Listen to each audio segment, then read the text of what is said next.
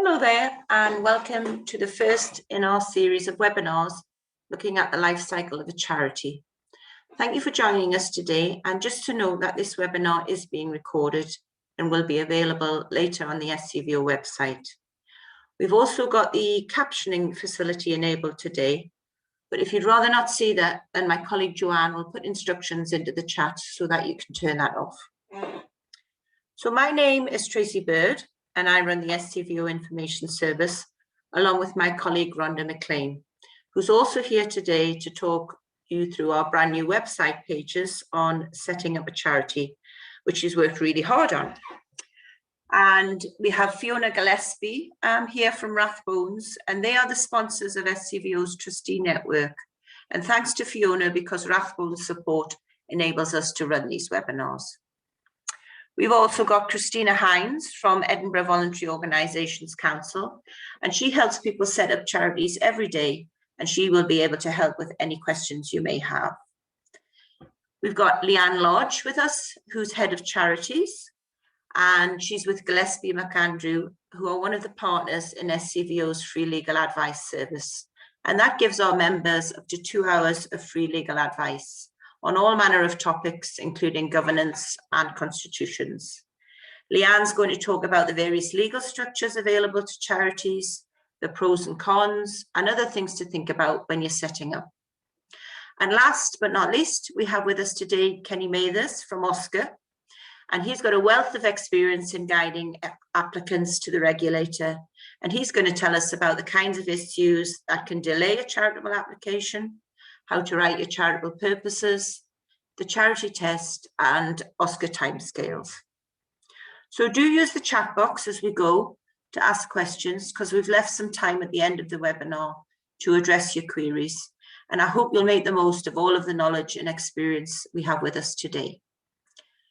So now I'm going to hand over to Rhonda to tell you more about how SCVO can help you when setting up a charity. Thanks, Rhonda. Hi everyone, good afternoon. I'm just going to attempt to share my screen with you. That always goes well, doesn't it?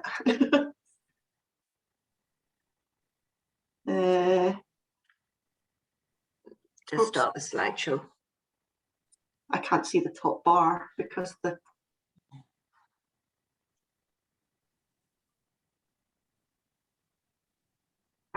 I'll just go with it because we're short on time today. I am very pleased to let you know that we have launched today our new guide to setting up a charity, and it just went live on the SCVO website just within the last few hours.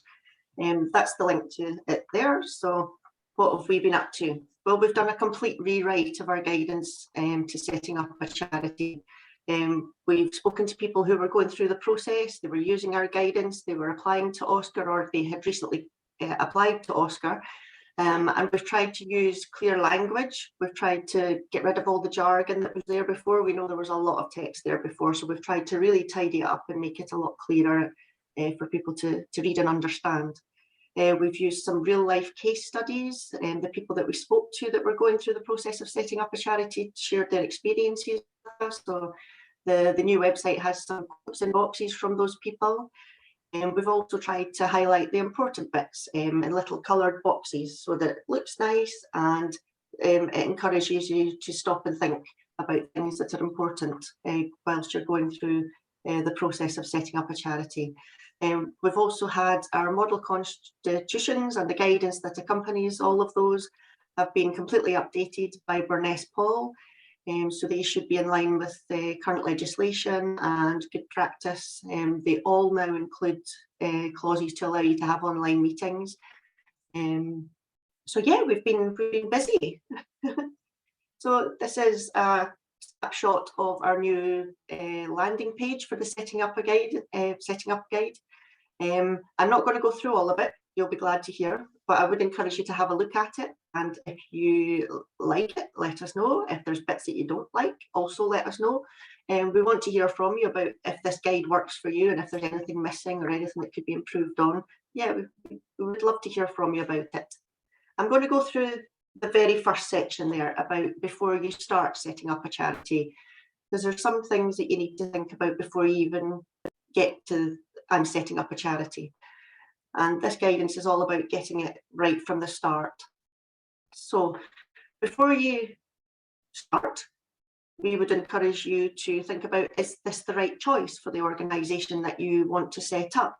It might be, if you've got clear charitable purposes, if you're aiming to meet a genuine need, if you're filling a gap, if you've got knowledge and experience of the issues that you want to address with your organisation, and if you have the time and commitment to give to running a charity, because it does take a lot of time and a lot of hard work to set up and then run a charity. I've just copied one of our little highlight boxes at the bottom there, because before you start, you should really have a look and see if there's already an organisation already doing the kind of things that you want to do, because it might be more productive just to join up with an existing organisation and work with them. There's some benefits about becoming a charity. Oh, sorry, I'm just going to go back. I've skipped ahead, sorry. You also need to think about what's your goal for the organisation. So we feel that it's important to think things through properly so that you're clear about the purpose of your organisation and what it's going to do. So in the guidance, this section encourages you to think about who you're going to be helping, what services and activities you might be offering, why is this needed? Do you have evidence that there's a need for this? Where? Is it going to be in a specific local location, or is it going to be across Scotland, across the UK, or even across the world? And also how you're going to do things. Is your organisation going to be run by volunteers or paid staff? Where are you going to get your funding from? It's all about planning what's going to happen with your organisation. It's also important to know that there's things that you can't do if you set up as a registered charity. So you can't just benefit individuals or your members. There has to be some benefit to the general public in some way. The funds that you raise must be to help you meet your aims. You can't be a political party or advance a political party, but you can campaign on political policies. And you can't allow your property to be used for non-charitable business or activities. And there are other options out there as well. You could be a voluntary organisation that isn't a charity. And we go through some of the different structures in there, but I'm not going to step on Leanne's toes because she's going to go through that in more detail after me. So then there are some benefits of becoming a charity. You get tax relief on surplus and donations, some rates relief on premises, 80% is mandatory. Some local authorities give the other 20% if you're lucky. There's special VAT concessions for charities. There's some funds out there that they will only give to organisations that are a registered charity. And I've included the link to funding.scot there. That's to Funding Scotland for sources of funding available to organisations across Scotland. It also increases public trust if they can see that you are a registered charity, because they know that you have to report to OSCR. And you also need to be aware that once you register as a charity, that there's things that you need to do. So you need to have a governing document or a constitution which lays out how your organisation runs and what you're going to do. You also need to report to OSCR every year, prepare annual accounts, have them examined, Trustees annual report. You have to publicise your charitable status, so you have to have your charity number and the fact that you are a charity on things like your website or heady paper and things like that. If there's any serious incidents, you need to tell OSCR about those. You need to be accountable to the general public as well. Anyone can ask a registered charity for a copy of their constitution or their accounts. You need to plan how you're going to fund your activities. You need to know where the money is going to come from to pay for some of these things. And you need to make sure that you follow other legal requirements as well. It's quite difficult for us to list which legal requirements you may or may not have to follow, because it kind of depends on what you do. So if, for example, you get to a stage where you need to employ staff, then you need to follow employment law requirements. But some organisations don't have employees, so they don't need to. That's a very, very whistle-stop tour of the things to think about before you get started. As I say, our guidance is updated. I encourage you to have a look at it and get in touch with us. This is just an overview of the SCVO Information Service and what we can help with. And if once you're up and running as a charity or any other organisation and become a member of SCVO, there's extra in-depth support that you can get from myself or Tracy, or you can access the legal advice service that Tracy mentioned at the start as well. Yeah, just encourage you to get in touch. And last but not least, this is one of the quotes that is on our website from one of the people who set up COVID-Aid back in 2020. And I think it sums up the process quite nicely, as he finishes with, there's no way that you can launch a charity and expect perfection straight away. It's a learning process, but there's lots of help out there. So just let us know if we can help, sorry. And so I'm going to hand over to Leanne now, and she's going to go into choosing a legal structure in much more depth. Thanks. Okay, I'm just going to try and share my screen. There we go. Start slideshow. Now, can I just ask, is that the full one, or has it come up with the notes at the side? I've got the second slide at the side, but no notes. Okay, let me see. Is that better? That's great, Leanne, thanks. Perfect. So, as Rhonda said, I'm focusing this on the fact that you've gone through all of the SCVO information, and I'm not just saying this, I'm not paid, so it's not a bribe, but they actually have some really very good information there on the website. They did before, and I've had a quick look, and it's looking better still, so I would very much encourage you to have a look. So if you've gone through all of this and decided that yes, absolutely, you've got the time, you've got the energy, and being a charity is for you, my section of today is to talk about the different legal structures that will underpin your charity, what that might look like, the pros and cons of the different ones, understanding the role, and some top tips. So that was a very long way of saying I've got the boring bit, so bear with me. So different types of legal structures. These are the main ones, and the top three I'm going to cover in a little bit more detail. So it's unincorporated charities. So that's things like trusts and organisations. It's clubs. It might be your gymnastics clubs, your scout clubs, your local village hall, that type of thing. Pros and cons, but I'll come back to that later. A company limited by guarantee. Now everybody says, oh, I'm not a company, I'm a charity. You may be both, or you may want to be both. So I'll come back to why that might be the case later. A Scottish Charitable Incorporated Organisation, or SCVO, as we like to call them. You'll see various different ways of spelling SCVO, but that's the correct one there. It is an acronym. And there are other ways that you can set up a charity through a royal charter or a private bill, an act of parliament. Realistically, I'm assuming that none of you are going to pop to Balmoral or to the Palace or to Westminster anytime soon. So while they're there for the sake of completeness, I'm not going to go into any detail of that, because if you're looking to set up your own charity, that's not the natural way that you would do it. So I'll focus on the top three, because those are the ones that are much more within your power, certainly in Scotland. Before I do that, however, I've put a little note to say, don't be fooled by the name. If you are looking at charities and you're saying, oh, well, what kind of organisation are they? Just because they have trust in the name, it doesn't mean that they're a trust. If they have SCVO in the name, they're certainly a SCVO, but don't be fooled. I've got SCVOs with trusts in the name. I've got companies with foundation in the name. You always have to look at the underpinning document, and that's what I'll come on to just now. So unincorporated bodies, this is basically, from a legal perspective, a group of people coming together and going to this, trying to achieve the same goal. So it's very flexible because the people arrange it between themselves. There's one governing body because they're only accountable to OSCR. It's relatively low cost to set up because the constitution can be within your own power. You don't need to register it with anybody other than OSCR, and they don't charge. But it's not the be all and end all. The biggest issue with this is because it's a group of people coming together, they don't have a separate legal identity as such. It's quite a technical point, but they're just acting together as individuals to the same end. So that means that these trustees, as we would call them, although it's not, doesn't need to be a trust, they can't hold assets in their own name. The title deed or a bank account would be in their name for this organisation. What that means is that if things go wrong, and this is the biggest con of it, if things go wrong, the individual trustees could be personally liable if, for example, the trust or the association goes bankrupt. So to my mind, and it's up to individuals, But I would tend to say that if you're a grant giving organisation and you're getting money in, you're not employing anybody, you are getting money in and paying it out in grants to other organisations, a trust or an unincorporated organisation might absolutely be the way to go.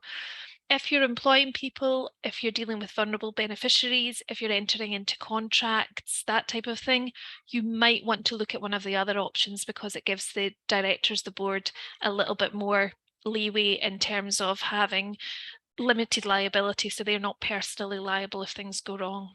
Now, this isn't to scare you off. Setting up a charity is a good thing. I absolutely want to encourage people to do it, but it's important that they go into it with their eyes open and know what the risks are. So company limited by guarantee is the kind of top tier, if I can put it that way. This is probably the most regulated because it's regulated by OSCR and by Companies House.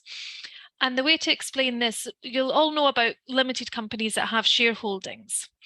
For this type of organisation, there's not shareholders, but there's members, and they have the same rights that shareholders would have in a traditional company.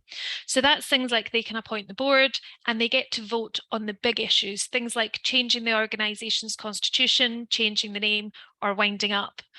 But generally speaking, these members don't have the kind of day-to-day running of the organisation. That would be the board who did that. The benefit of this type of structure is that because the company itself, which is a charity, can get assets in their own name, they can enter into contracts in their own name, it's not the individual trustees. So from an administrative point, you would only need one or two of the trustees to sign off on things rather than a majority or even all of them. But more importantly, it means that, more importantly, it means that if something goes wrong, there's a limit to the liability. So it wouldn't necessarily come up to the trustees in the same way that it would for the unincorporated one. It's called a company limited by guarantee because the members say that they will chip in if it becomes bankrupt, if it goes insolvent. But it's in the constitution how much they would have to pay towards that. And because I'm a good Scots girl, I tend to put that at £1. I have seen one very recently that was £2 and I was aghast at this. Why would you possibly pay £2 if you could only pay £1? Realistically, it will hopefully never happen that you have to chip in, but it means that the members know exactly what they're getting themselves into. It's a limit of £1. So it gives some clarity and some security there. A SCVO is a bit of a hybrid of the two. So it's very much based on company law, but you don't need to register with Companies House. The good thing is it's specifically for charities, so everybody knows it's a charity. It's got the same limited liability as a company. It's got the same ability to hold assets as a company, and it only has one regulator. They only need to deal with OSCR. They don't need to comply with Companies House. The downside of it is that it must have a head office in Scotland. That I think that's a pro. I don't think that's a downside, but it's, you know, some people see it as a negative. It can't be converted into another form. So once you've got a SCVO, you're effectively stuck with a SCVO. But again, that might not be a bad thing. The SCVO has a duty to keep a register of members and trustees, but a company would have to do that anyway. Where I think it becomes a little bit more difficult is from a practical stance. So from a legal standpoint, they're fantastic. From a practical standpoint, people, banks, internationally, people understand what a company is and they know how to open a bank account in a company's name and they know who they can contract with. From a practical standpoint, SCVOs aren't as well known internationally. They're known in Scotland, they're known in England and Wales. So if you're a UK-wide charity and if your ambition is to stay within the UK, they're probably okay. But if you're looking to go international, you might want to think about going down the company limited by guarantee route because it's more widely known and it will just be a little bit easier to get through some of the compliance. So really what you're looking at here is what is the risk? What is the charity going to do and what could go wrong? And that will probably govern where you'll land on this, and more on that later. I've put a wedding cake here because I was thinking about tiers and this was the easiest way I could explain it. Is it a 1-tier or 2-tier? So for both the company limited by guarantee and the SCVO route, you can have 1-tier or 2-tier. And this is about control. As I said to you before, in a company limited by guarantee, the members are the people who can vote on the big issues like winding up, changing the constitution, changing the name, appointing the board. you can have a really straightforward organisation where your board and your members are the same people. So that would be known as a one-tier organisation. So you've got one group of individuals who are the charity trustees, and they're answerable to OSCR and the public at large, but really for the decision making, it's just within their remit. They can deal with everything. They might be wearing two hats because they might be as a director or charity trustee and then separately voting on something else as a member, but they are the same people. So that would be a one-tier organisation. A two-tier organisation is where you have a wider membership group. So you often see this with things like RZSS, so the zoo, community groups where they want to show that there's a big community engagement, and they will appoint a committee who effectively become the board. You see it with a lot of academic structures, a lot of medical things. Medical charities will have membership who appoint the board. Now that's great because it means that you've got more involvement, you've got a wider community to engage with, and it might be necessary if you're looking for things like Scottish land funding and you're looking to show that you have that community engagement. But it does come with its own administrative problems, because you've got to remember that you have members, you've got to work out who can be members, you've got to work out how they become members, how you keep in touch with them, and future proofing. I've dealt with a few organisations during COVID who decided that they wanted to make some changes to their constitution. And when I looked at it and I could see that they were a two-tier organisation, that the board wasn't necessarily just the members, they didn't know who their members were. So the first thing we had to do was appoint new members. So you can have a two-tier organisation that starts off that the members and the board are the same people, but has the opportunity to bring more people in. So if you're just starting up with a charity, that might be the way to do it. If you want to have more control and you want the board just to have the control, a one-tier organisation is the way for you. But think about where you are just now, how many people you will get engaged, and where you want to be in the future when you're deciding that. I've spoken about regulators. So for all charities, they're responsible to report back to OSCR, the Office of the Scottish Charity Regulator, where they have to submit annual returns, accounts, trustees report, and the independent examination or the audit.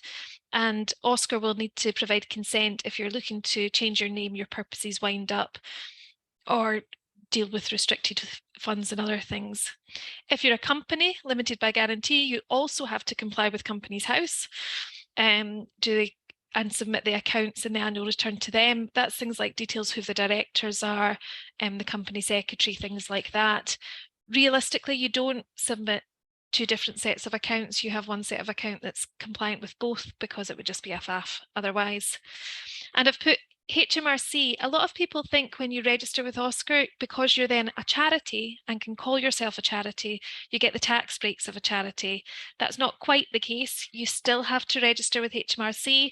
It's an online process. It's very straightforward. But if you're looking to get gift aid or reclaim any tax or have any of the tax breaks associated with being a charity, as soon as you get a bank account set up, make sure that you do that online process. It tends to get backdated to the date of set up, but just be aware that it's an additional step. Understanding the roles. So you'll have the charity trustees, who are the people responsible for running the organisation in terms of making sure that it complies and it fulfills the charitable objectives. You've got you may have members. They could be the same as the trustees. It could be more or less. You might have office bearers. They will likely be trustees if it's things like a chair, a treasurer, that type of thing. You can put in your constitution what those office bearers would and should be. My advice is always keep it fairly basic. You might say that you want to appoint a chair and any other who might, who you might want to appoint in the future, because when you're setting up, as that quote from Michael said right at the start or at the end of Rhonda's thing, your charity will evolve over time. You're not going to know all of the answers just now. So yes, you might think that it'd be great to have a community engagement officer, a children's officer, all these different committees, but then when it gets to it, you maybe don't have the staff, or vice versa. You maybe think that it's going to be quite small and then it grows arms and legs. So don't be too prescriptive in your constitution. If you're a bigger organisation, you might have paid employees who are the executives. So you might have a chief exec, and they're the ones who, rather than doing the strategy in the same way that the trustees do, the executive are the people who actually get into the nuts and bolts of it and make it happen. it might be that those are the trustees for smaller charities, but it's important that you work out, and that's why payment is my next step. In charity law, you shouldn't really pay trustees for being trustees. You can remunerate a minority of trustees, which means you can pay one or two, but it really isn't the done thing. You should only pay a trustee if they're providing services for you, and that needs to be in writing, agreed, and at market rate or less. You should not be paying trustees just to be in the board.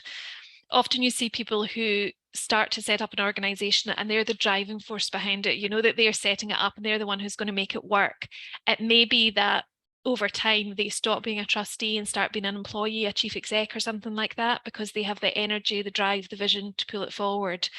But be very careful about payment of that. You need to be clear on who the roles are. It's not for the trust. Similarly, if there is an executive in place, it's not for the trustees to go in necessarily and pull up staff on their uniform and things like that. You should be clear on your role and give different people their place. My final thing, if anybody's still awake, because as I said, it is the dry bit, is top tips. So my view whenever I'm looking at drafting a constitution is, first and foremost, I speak to the organisation. What type of risk is it? If all I'm doing is getting money out, getting money in and paying money out, it's probably low risk. Let's just go for a trust, because it's the least it's the least hassle. There's only one regulator, we're fine. If there's going to be the employing people dealing directly with beneficiaries, then the risk starts to rank up. So I would look at a corporate structure, be it a SCVO if you're UK-wide, or possibly a company limited by guarantee if you're looking to go international. Keep it flexible. Do not be too prescriptive in your constitution. This will, as I said before, evolve over time. This should be the bones, it should be the backbone. If you find that you've set your standards too high in the constitution, you're constantly going to be struggling to fulfill it, and that's not what your constitution's about. It should be there to support you to achieve your aims, not to be a barrier for them. So keep it flexible, keep it basic. You can, and I'm sure that Kenny will come on to this later when he's chatting about charitable purposes, but you can talk about vision statements, aims, missions, you can have policies and procedures. Those don't all need to be in your constitution, and keeping your constitution fairly generic will allow you to evolve over time without necessarily having to change it. Be realistic. Don't set your quorum and say, okay, we need to have 10 people at every single meeting if you know that you're going to struggle to get that. Don't say that trustees must rotate and a trustee can only stay on for 3 years if you know that you might struggle to recruit trustees. It's all of this type of thing. Consider your administrative burden. Are you going to have 3 people physically signing every check? Probably not. So don't put that in your constitution, and make it readable. That's the biggest thing that I can say. The amount of charities who come to me and they're not quite fulfilling their constitution because all it does is refer to other things. It refers to acts, it refers to this, that. There's Latin in it, there's goodness knows what in it.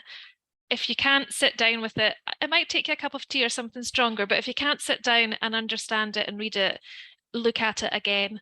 And then my final tip is constantly keep it under review, because even when you've set it up, it's not there forever. Times change, wording changes, what's acceptable and isn't acceptable changes, and your organisation will change. So don't see that as a bad thing, see it as an opportunity to grow, and just keep an eye on it. And that is me, unless there's any questions. No. So I'll hand over to Kenny in that case, and I'll stop sharing. Okay, I've just unmuted myself, so I'll try and share my screen as well here. 2 ticks.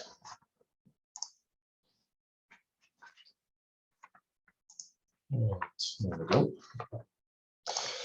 Okay, so I'm going to cover a few bits and pieces today. I'm going to say a little bit about the charity test. I'm going to speak about charitable purposes, what they are and how to draft charitable purposes on your governing document or constitution. I'll say a little bit about timescales, how long an application for charitable status is likely to take on average, and also speak about some of the top issues that can delay an application for charitable status. But that's probably the most exciting bit, so I'll leave that till the end. So the very first slide that you're looking at describes in really simple terms what the charity test is. And charity legislation in Scotland states that an organisation can only be a charity if it meets the charity test. And the legislation also sets out, what the charity test is. So in very simple terms, this is it. If you have charitable purpose or charitable purposes, and you're going to provide public benefit, then technically you can be a charity. However, charity law does say a little bit more than this in relation to the public benefit side of things in particular. So I'd like to say a little bit more about that, and I can then go into charitable purposes during the next couple of slides after this. So the legislation says that we have to consider the following things when we determine if an organisation is going to provide public benefit. It says that we have to consider any disbenefit to the public from the organisation's activities, and by disbenefit we mean any detriment or harm. We also have to consider any private benefit, and the legislation says that this means benefit to anybody other than the benefit they receive as a member of the public. Quite a hard notion to get your head around, but I'll come to this in a little bit more detail later as well. And also we need to consider whether any conditions that an organisation imposes on obtaining the benefit it provides is unduly restrictive. So this typically includes things like fees and charges. So in the case of private benefit and disbenefit, what we are required to do is to consider how these impact on the public benefit position overall.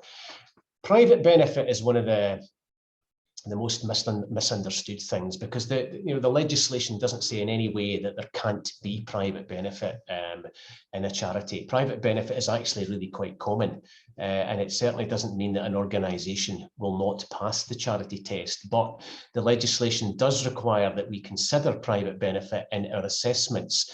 So in order to be able to consider it, we need to know all about it. We need to know who will benefit other than as members of the public, and we need to know what the benefit to them will be.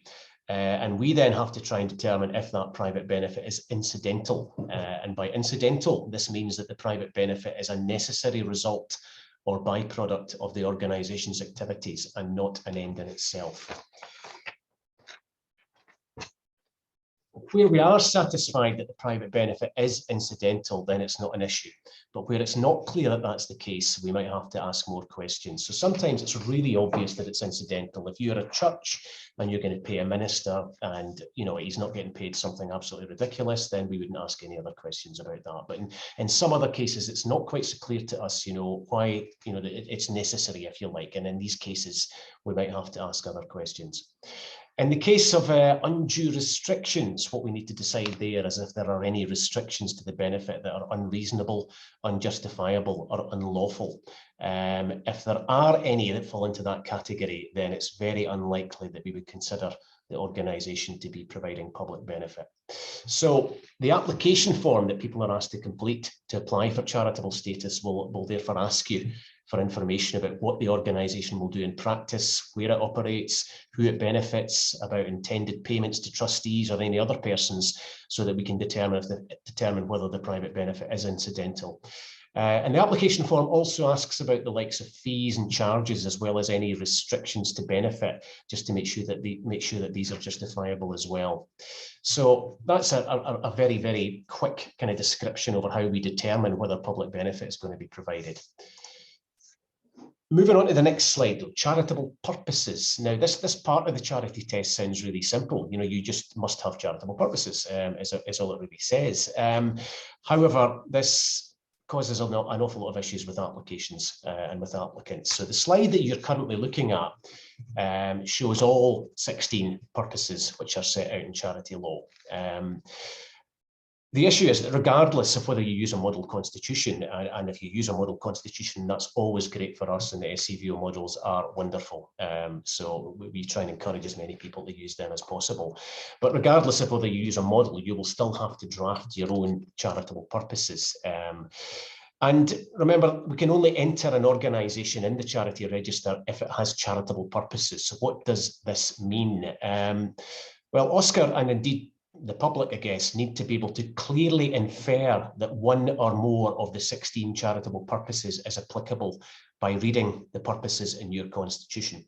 And the other thing is you can't have any purposes in your constitution that are not charitable. So it's not just the case that you have to have a couple of charitable purposes and then you could have other things that are not charitable. They have to be exclusively charitable purposes in your constitution. Now, applicants can actually use the charitable purposes from the legislation word for word if they want, as long as the purposes they select are the ones that are applicable to what they want to do. However, what we find in practice is an awful lot of applicants like to include something a little bit more bespoke that describes more accurately what they're set up to do. And therefore, we often end up with something that includes some of the wording of the purposes from the Act and some additional wording, which is specific to the organisation and how it will operate. Now, we do say something about this on our website. We have a little section about how to draft charitable purposes, or how you might want to draft charitable purposes, because there is no prescriptive way to do it. There's nothing that's set out in the legislation about how you have to do it. But back a slide, previous. This is kind of what we say on our website. We say it's sometimes a good idea to actually state which purpose you're going to be advancing and then say a little bit about how you're going to advance it. You don't have to do that though. An example of this would be if you said, for example, to advance the health of under 16s living in Fife by providing healthy eating and fitness sessions in schools. So that's telling you clearly which purpose is applicable, the advancement of health, and it also says how you're going to do it. Now, the same charity could, if they wanted, just quite simply say, our purpose is the advancement of health. And that is a charitable purpose, and provided they could tell us what activities they're going to do to advance health, and we're happy that that will advance health, and that's perfectly acceptable. But I think from our perspective, we've kind of always felt that if somebody was reading your entry on the charitable register and it just said the advancement of health as the purpose, that doesn't really tell you exactly what it's doing. Whereas, before what we said, if it was to advance the health of people under 16 in Fife by providing healthy eating and fitness sessions, you get a much better picture of what that organisation is all about. So that to me is a better option, but you don't have to do that. You could simply say our purposes are the advancement of health, the advancement of education. You could literally lift them straight out the Act if you want. So just to say that. So the other thing that we have a problem with is which purposes are applicable. So all 16 purposes have got specific interpretations and meanings, and what they mean in practice is not always the same as what you might think from reading them in the first instance. So we publish quite detailed guidance called Meeting the Charity Test, and in that guidance we describe in quite some detail what each of the purposes means and what types of activities an organisation has to be carrying out to advance each of these purposes. So we really would like people, if they can, to read that and to understand what the purposes mean before they decide to put purposes in their constitution, because quite often we find people will include purposes which we don't think are applicable. Just to give you, a couple of quick examples, the advancement of health we've just spoken about. Some applicants, when they're thinking about which purposes might be applicable, they might think, well, what we're doing is good for you because it gets people out and about, so that improves their well-being. So they will select the advancement of health. But when you look at the actual guidance and what it says about advancement of health, it's helping people to maintain or improve their health, preventing or curing ill health and disease, providing formal or informal counselling or support, providing medical equipment and facilities, undertaking medical research, providing relief to those suffering from illness. So you really need to be doing something specific which is designed to improve health and which is capable of doing this. The fact that people's well-being may benefit from getting out and about and taking part in activities is not necessarily what we mean here. And you could argue that the health benefits there are arguably incidental. You could have people getting out and about every day to go to the pub, for example, but you wouldn't say that was advancing health. So I guess that the devil's in the detail. And another example that we often have to go back to people on is the promotion of equality and diversity, which is one of the charitable purposes in the Act. And this is one of the ones that so many people put as one of their purposes on their constitution. And usually the basis why they put this is because they say, well, we're open to everybody. We don't discriminate. Anybody can use our services. Therefore, we are advancing this purpose. But this is absolutely not what this purpose means. In the Meeting the Charity Test guidance, we state that charities with this purpose have the promotion of equality and diversity in society as their primary focus of their activities, rather than a secondary aim. So, for example, we say having an equal opportunities policy does not advance this purpose unless the organisation is specifically set up to promote equality and diversity. So the types of activities that a charity that's actually set up to promote equality and diversity would do would be things like advocacy or campaigning on behalf of disabled people for better access to facilities, or raising awareness of discrimination against LGBT people, or providing training schemes for employers to raise awareness of equality and diversity issues. So I can fully understand why some people will put this purpose down, but it's important that I think if they'd read what we said in the charity test guidance, they perhaps wouldn't select this purpose. So the key point in terms of the purposes, if you want your application to go through relatively quickly, is to select the right purposes.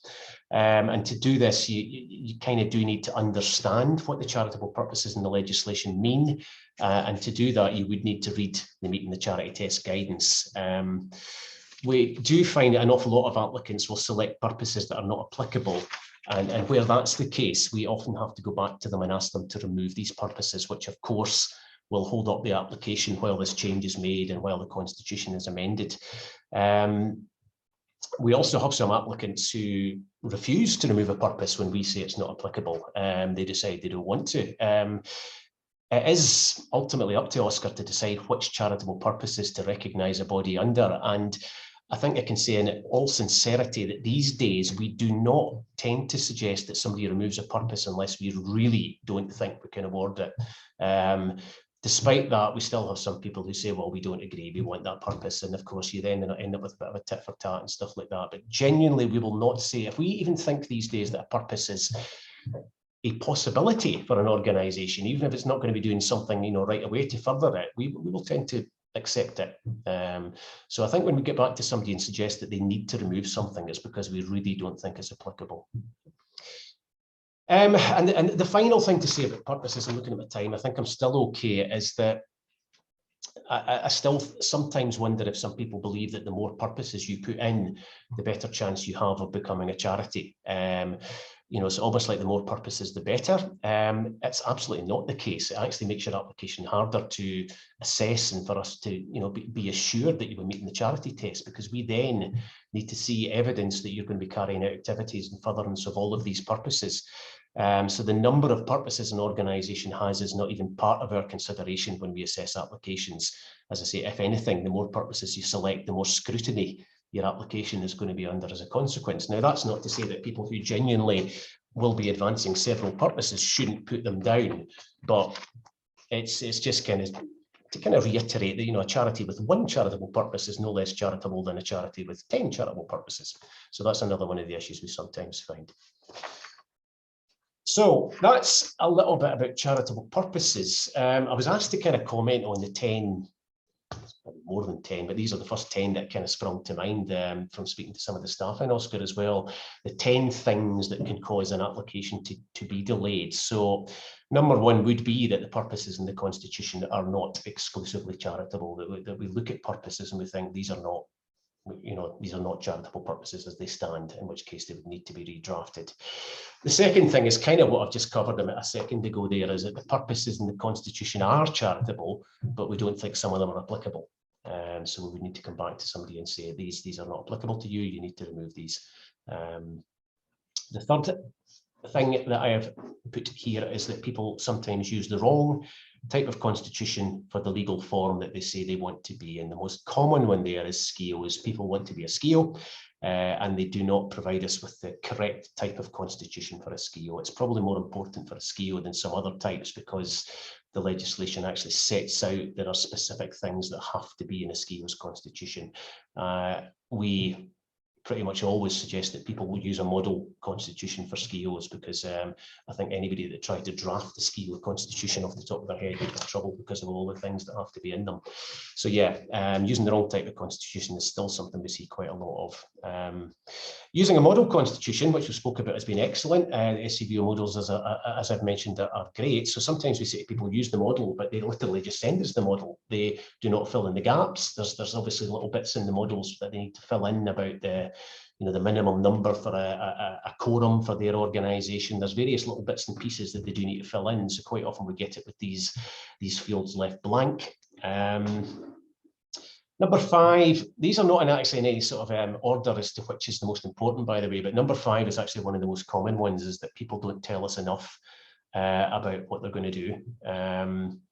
So it's not uncommon to get like a sentence, and that's all about what a charity or what an organisation is going to do. And quite often that's just not enough for us to determine if it's going to be doing something that will provide public benefit.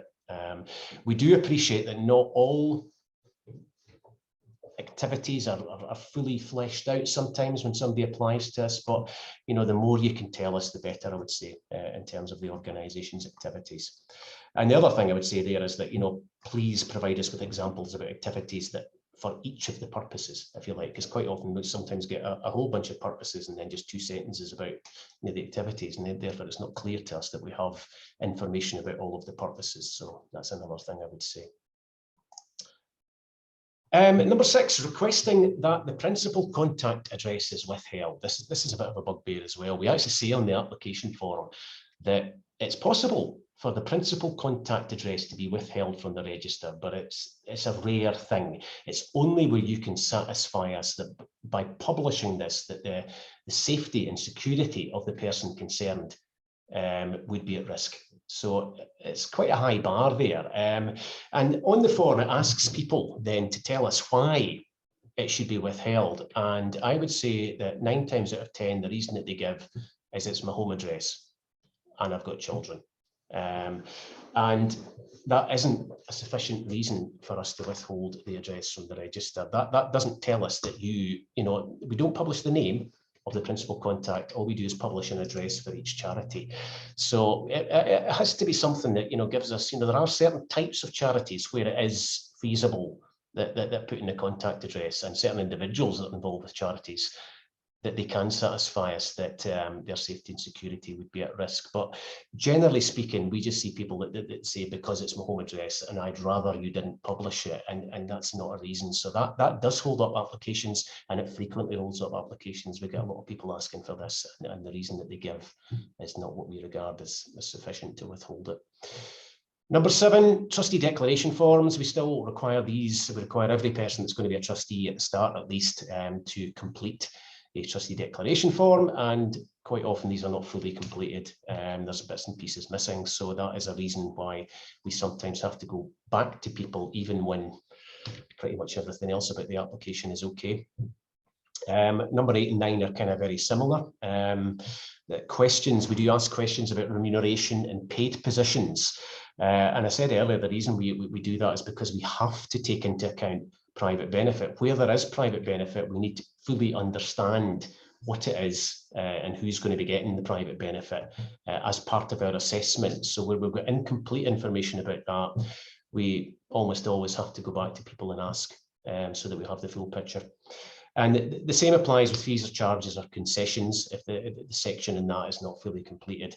There's another wee section as well, actually, now that kind of causes a bit more problems as well when we talk about undue restrictions, is we do ask whether people are restricting benefit based on a protected characteristic, and this is all about the Equality Act, and it's quite a difficult one to get your head around. And yeah, where it's not clear that the restriction will comply with the Equalities Act, or we don't think that they've explained in a way that satisfies us it would be okay in terms of the Equalities Act, we sometimes have to get back to people there as well.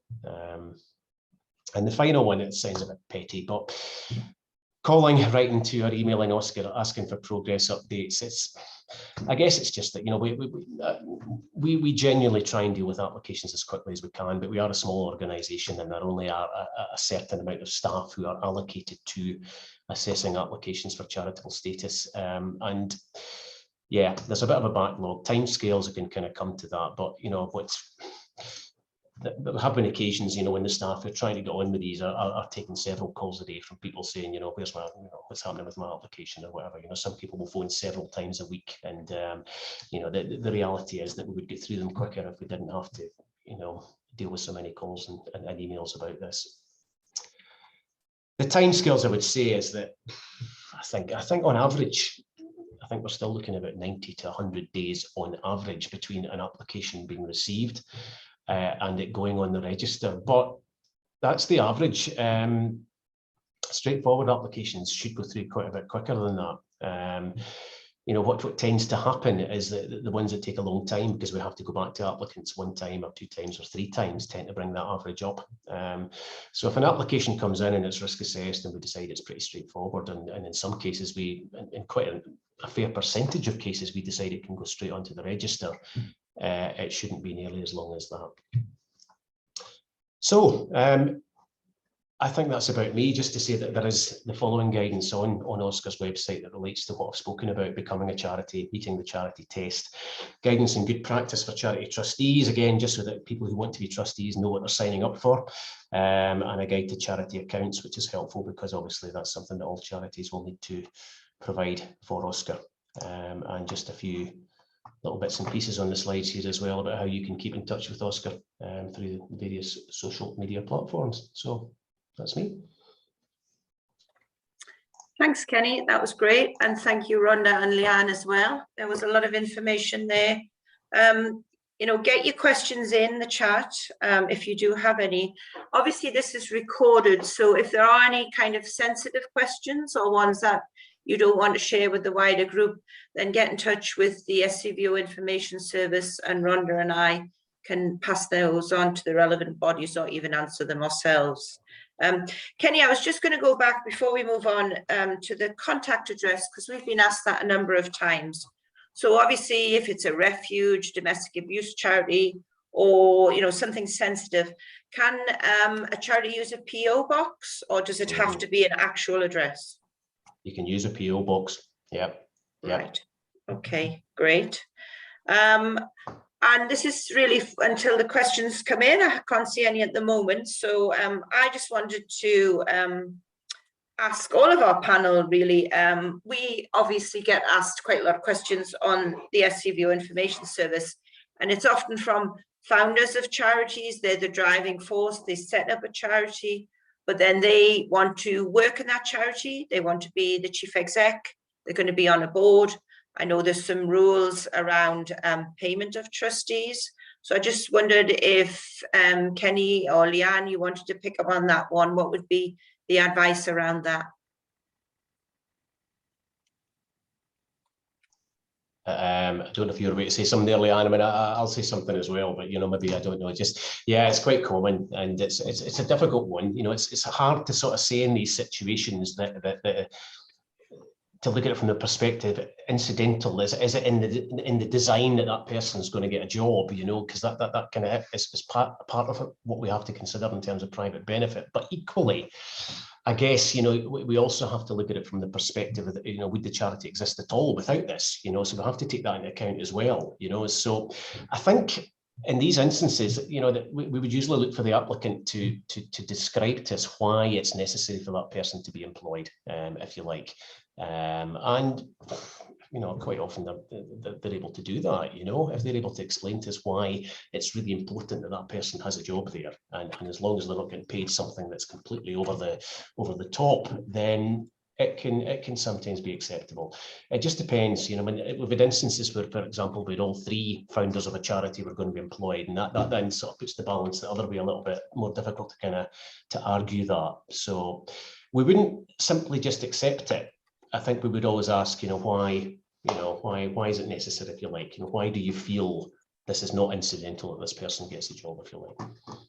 Yeah, just to add to that, totally agree with everything that Kenny said there, and obviously I would, because he's a regulator.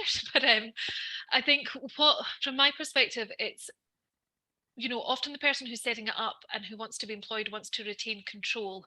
And I think that's where the difference comes. If it's your baby and you want to continue control of it, it's probably not a charity. It's probably a community interest company or a benevolent society or some kind of social enterprise. If you're happy that actually you're handing over this baby, you will still be involved in it, but you're not going to have the sole control of it, I think then it might be charitable, and you'd have to be very careful around how that private benefit's worded. But to me, it is about that control. If you're happy that somebody else is going to have the ability to fire you effectively, then maybe a charity is okay. So. Yeah, the other thing about that as well is a lot of people trying to get around it by saying, yes, but the person won't be a trustee. That very often say that, but it kind of feels to us this person's the founder, they've put in the application, it's all their idea. You know, at the end of the day, if in practice they're acting as a trustee, then there's going to be problems afoot. Thanks both. There's two questions in the chat. And there's another one coming. I'm going to go do the quick answer one first. There's quite a few coming in now. Kenny, does the signature on the trustee declaration form need to be a proper handwritten one? It used to be, but I think when COVID came in, we kind of did away with anything needing to be actually, physically a wet signature.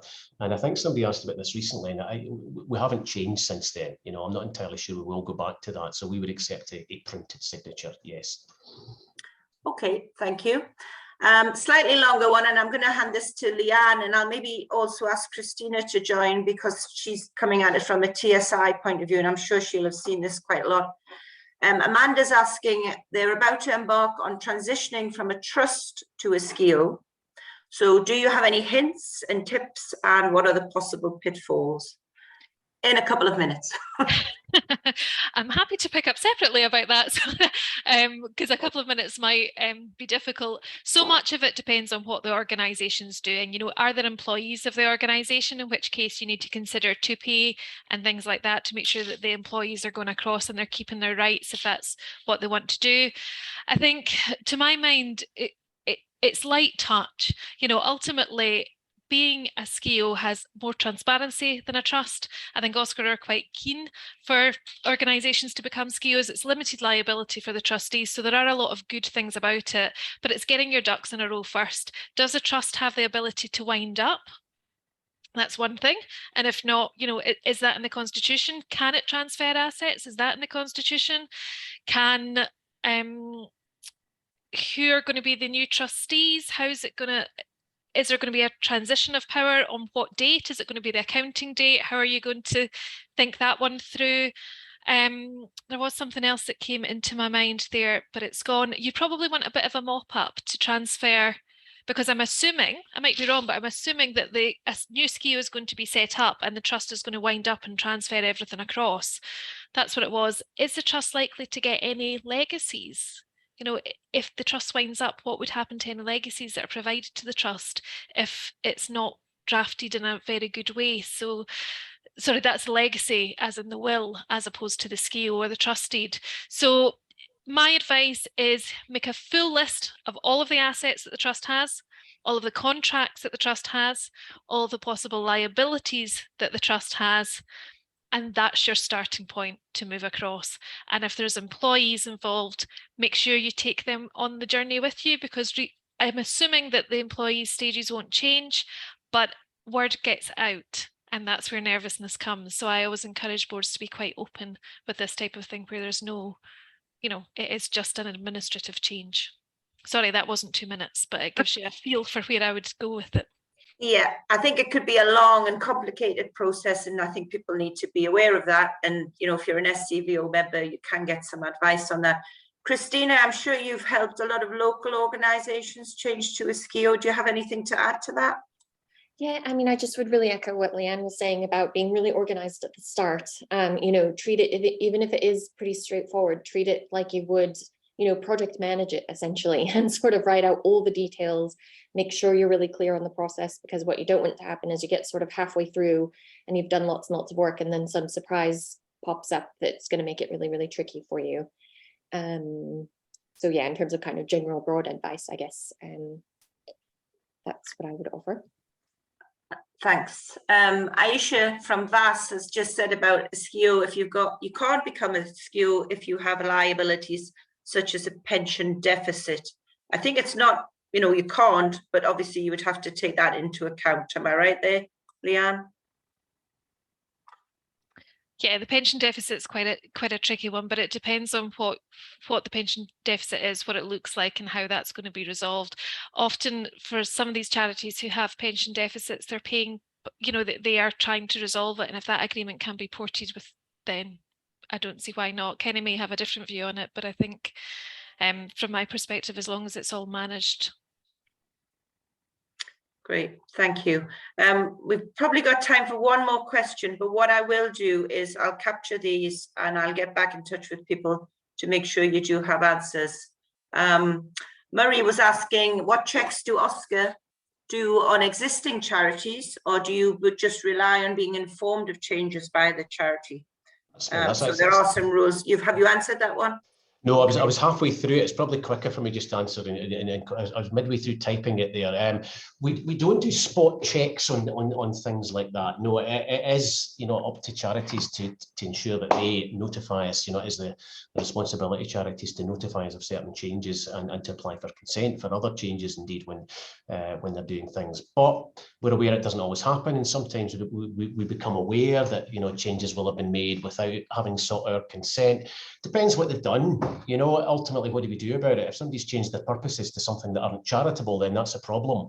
But if somebody has just made, you know, administrative changes to their constitution and hasn't notified us, as long as these changes have been made correctly, and they're not going to be an issue, then the chances are we would just write and say, you should have notified us for this. Please do it next time. Please do that. Great. Thank you. I just quickly come in the end of that to say that from somebody who's had to go to OSCR to say that charities haven't informed them, they take a really pragmatic approach. You know, OSCR would always far rather that you tell them what you've done and why it's not going to happen again. So if you're in that position and you think, crumbs, what's happened, please be upfront with OSCR, because they don't have a big alarm bell that goes off. They work with you to resolve it.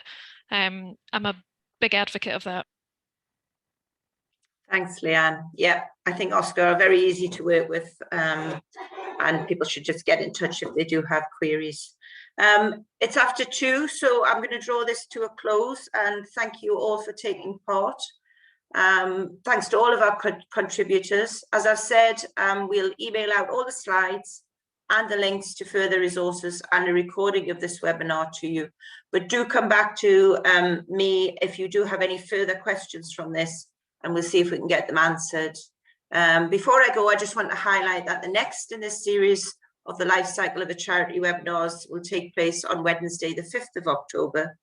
And that's where we're going to look at what's involved in the day-to-day running of a charity. And we'll be joined again by OSCR and Leanne, and also Christina from EVOC, and Lorna from our own HR and Employment Service. You can book up for that on our website, and it would be great to see you there. And thanks again, and goodbye.